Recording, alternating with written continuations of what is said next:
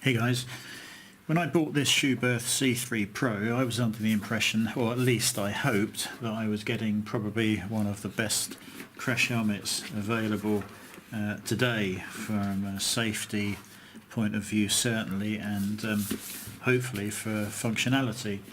And overall I've been reasonably happy with it. I went for the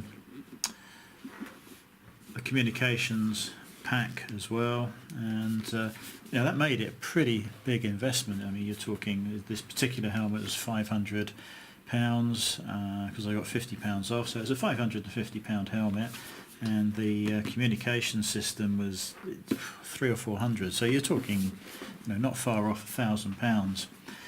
What I didn't know was there is a government initiative called S.H.A.R.P, and it was set up to run independent tests on all the helmets, or as many as I suppose they can test, of the available helmets in the UK. And if I'd actually known about this, I probably wouldn't have bought this helmet. And I'll just read some of the things. Basically, this gives you a star rating for each of the helmets that they've tested, and they have tested full face helmets here and the system helmets, or the flip front helmets on the right hand side. And when I looked up for S.H.A.R.P and C3 Pro, I was disappointed to see only three out of 5 stars and a latch performance of 97%. So we'll just read what they say about this. The safety rating calculations are based on the results of 32 impact tests to a range of locations on at least 7 helmets of the model being rated. These results are combined with the probability of injury risk on UK roads of an impact to that location on the helmet. A price is not factored into the calculation. Now, the latch performance, the percentage scores are calculated from the number of times the face guard remains fully locked, i.e. completely shut, after each of the 30 linear impact tests. So, for an example, 30 out of 30 times it remains shut is 100%, and 9 times out of 30 is 30%. The S.H.A.R.P scored 97%, so I'm guessing at least it failed at least on one occasion. And frankly, for a manufacturer like S.H.A.R.P and what I assumed was the quality, you would expect to see 100% latch closure in all of the tests. To get 3 out of 5 stars based on this system, which seems very, very relevant, is hugely disappointing. Their website is given on this, so you can, because this leaflet is about 2 years out of date, you can go to www.direct.gov.uk/S.H.A.R.P and that will redirect you to sharp.direct.gov.uk. And obviously the website is far more up to date than this 2014 leaflet.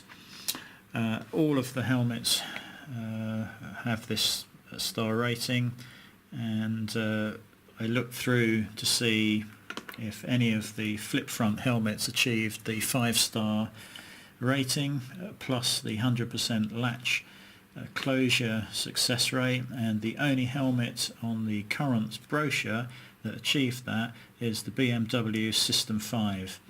I don't know anything about that helmet. I'm going to look it up online and see what it costs and whether it's still available, etc. But all of the other flip helmets, there was not one on this current leaflet that achieves a 5 out of 5 star rating for all the tests and 100% for the latch success rate, which is pretty disappointing. In fact, some of the latch failure rates is dire. The Frank Thomas FL09, for instance, 20% success rate. You know, it's just not what I was expecting, and I would not buy a flip front helmet that has not scored 100%, which really does limit the choice. Now you have to take this into consideration with the helmet fit. The advice from this website is you must find some helmets that fit correctly, because that's absolutely critical. So find a range of helmets that fit you correctly, and then go on and look up these these helmets and pick the safest one from these ratings. Looking at the normal full face helmets, there's only one brand that achieves a 5-star rating through all of the listed helmets, and that's Bell. Now, in the old days when I was riding, I had a black Bell Star 2 helmet. They've obviously come on a long way since then, but as you can see here, all of the Bell helmets from the M1 up to the M6 have achieved 5-star safety ratings. So I think if I'd known about this website and all the testing that had been done, I would not have bought this helmet. I certainly would have looked at the BMW System 5, and I would have gone onto the website to see if there are any other flip front helmets available. I like the flip front, excuse me, because you can just lift it up at traffic lights, into a garage. You know, I wear glasses, so it's such a faff to take glasses off, take your helmet off, you know, with the microphone in the way and various other bits. So there was a number of reasons: ventilation and the fact that you can just raise the whole front up and you know, talk to people without having to take the helmet off. But would I have sacrificed the safety to achieve that? Well, it looks like with the BMW System 5 I wouldn't have had to, and let's say that didn't exist. Would I have looked at these charts and bought any of these? Possibly not. I've spent a lot of money on safety equipment, and the helmet I thought I was not compromising on, so I would have looked at this chart and probably would have gone for one of the Bells. To be honest, there are other makes on here that have some 5-star ratings. Some of them, well, most of them I've never even heard of, but I certainly would have taken this into consideration, and I think all bikers in the UK need to know about this website, because I'd never heard of it. Probably, perhaps everybody has heard of it that's on a bike. I hadn't, so I'm guessing if I hadn't, there might be some other people out there who are not aware of this S.H.A.R.P website, and may end up with a helmet that they think is absolutely fantastic, and it may not be as good as you think. Of course, all of the helmets featured have passed all of the relevant tests and fully comply with, you know, UK regulations. But that's not to say that the tests carried out by S.H.A.R.P are obviously a lot more strict and all-encompassing, perhaps. So I would certainly have picked a helmet that did better in the tests. Now we're going to look at this shoe berth a little bit more closely. If you watched the earlier video from today, you know I went to a biker down course on Thursday in Brixworth in Northamptonshire. Excellent course, recommend it to anybody. And we were just discussing the various helmets with some of the guys I was sat next to, and I was saying that this one has a tendency not to shut properly. It fits perfectly, but when I've got it on, and I'll show you this in a minute, when you close this, just by holding it here, it clicks perfectly into place both sides. You can see by the gap there that it's shut correctly. When you've actually got it on, there is a tendency for one side not to latch correctly, and the only way to know that is to feel the gap down the side of the helmet. So I'm going to just reposition this camera and put it on, and let's just see if I can show you what I'm talking about. So if we can just get this in the right place. Of course, wearing glasses is a pain. I've tried contact lenses, but the vision is not as good.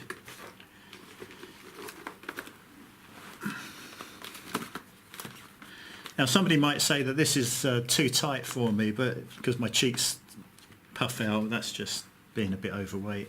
It fits perfectly. So if I just do this up. So if I'm out, in fact I'll swing the mic down so nobody thinks that that's interfering with it. So if I now shut this,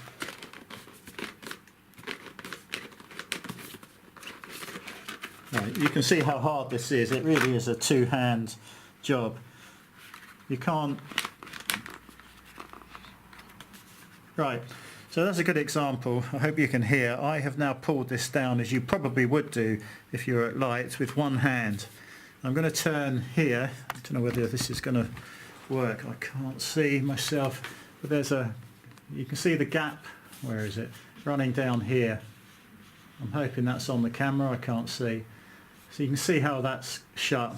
If I now turn around, you can see here that gap is a lot larger. But you might think by doing this that is locked in place, and it clearly isn't.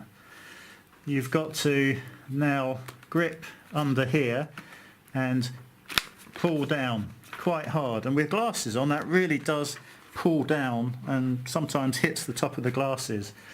So hopefully you can see. Let's try it again. So if you open it with one hand,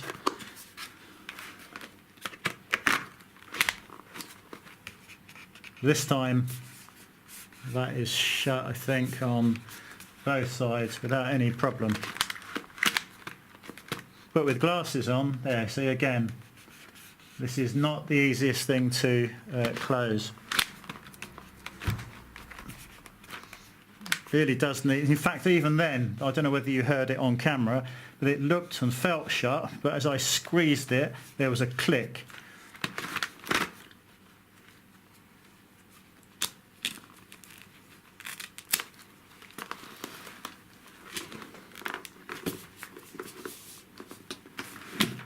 So, I guess if you're thinking about the S.H.A.R.P helmet, especially if you wear glasses, I guess it depends on your face shape and everything else.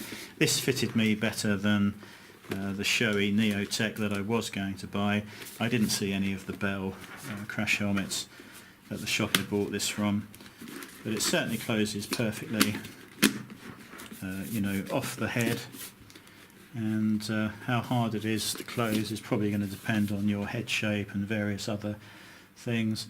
But for anyone with a flip face helmet like this, just make sure that you're checking that this is closed.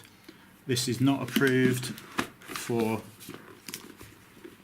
chin up riding. There are some that are, and mostly the flip up front will go right to the back. But this is not approved for riding like that. Please make sure that is shut correctly. Through a decent pair of gloves, you can feel whether that is shut correctly or not. So, would I have bought it if I'd known the safety rating given by the government's test department? No, I wouldn't. I would have gone for the Bell because they've got the 5-star rating in a full face, and I would have gone with the BMW helmet if available, again because of the 100% latch success rate and the 5-star out of 5-star rating. So please, everybody should know about this website, sharp.direct.gov.uk. Details about how to get the helmets chosen correctly for fit, various other on the website. It's excellent because they show you the tests they do, why they're relevant. The actual test results for the impacts on the top and the forehead were good on this, so that's something, but there were obviously better helmets at protecting the wearer. and as I was going for as much protection as possible, I'm annoyed that I haven't got the safest helmet that is available. Anyway, check out the S.H.A.R.P website, it's very interesting, and I'll catch you later.